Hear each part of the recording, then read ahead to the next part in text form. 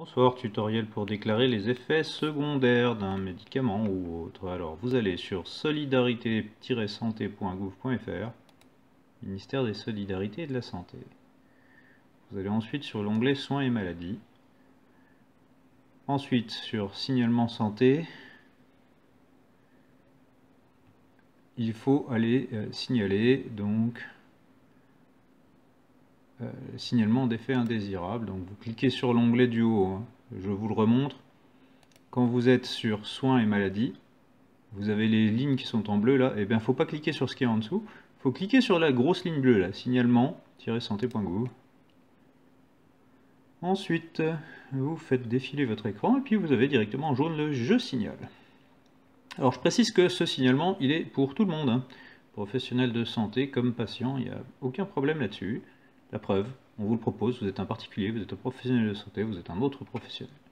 Donc après vous n'aurez plus qu'à suivre la marche à suivre. Et vous voyez ce qui est décrit. D'ailleurs, je vous laisse visualiser les 3 premières lignes que l'on vous propose, hein. Bon bah, a priori vous êtes un humain, donc vous allez signaler un truc humain, quoi, une des 2 premières lignes. Et ensuite, ben, vous défilez le menu, donc vous verrez bien, il y a tout un tas de choses. Et ainsi de suite, vous faites. Alors tiens, par exemple, on va mettre la première ligne. Voilà, c'est pour l'exemple.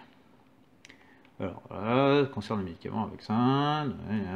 Donc votre situation concerne-t-elle spécifiquement un des cas suivants, une situation de dépendance, d'addiction, une utilisation de médicaments pour obtenir des effets euphoriants? Bah, ça c'est vous qui verrez, hein. Alors, moi je vais mettre non pour le cas.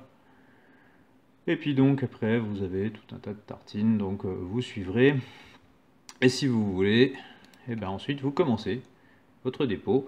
Alors ça, vous allez voir, hein, on demande pas mal de données, mais de toute façon, si vous êtes malade, bah, c'est bien de signaler où vous retrouvez, hein, ça peut servir.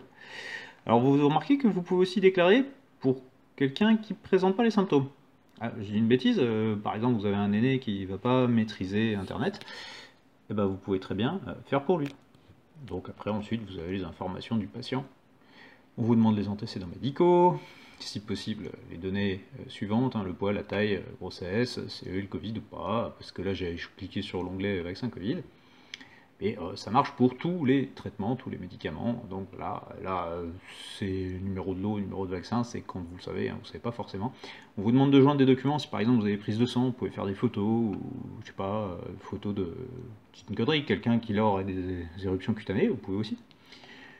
Et puis donc vous allez suivre tout ça, et vous verrez de fil en aiguille, vous allez faire une déclaration, et en fait à la fin, vous allez être contacté par un centre de pharmacovigilance, a priori le centre de pharmacovigilance de votre lieu, et qui vous dira ce qu'il en est. Donc comme je disais, les données sont cryptées, et vous n'aurez pas accès à tout. Donc voilà, si vous avez besoin de signaler un effet sur un produit, vous avez vu, hein, d'ailleurs il y a même produits d'entretien, je crois, produits ménagers, même les actes médicaux qui sont mis, donc je vous invite à utiliser ce site.